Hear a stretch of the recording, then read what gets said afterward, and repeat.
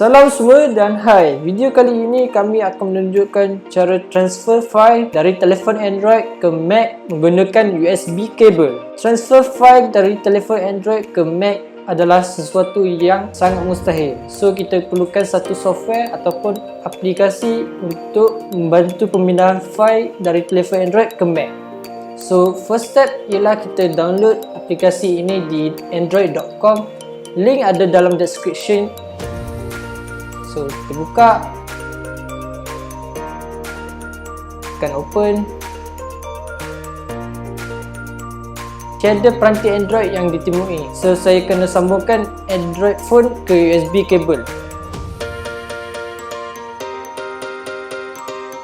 Okey, telefon saya sudah pun disambung dengan USB kabel. Sekarang pemindahan file dari telefon Android ke Mac senang dilakukan. Semoga video ini bermanfaat.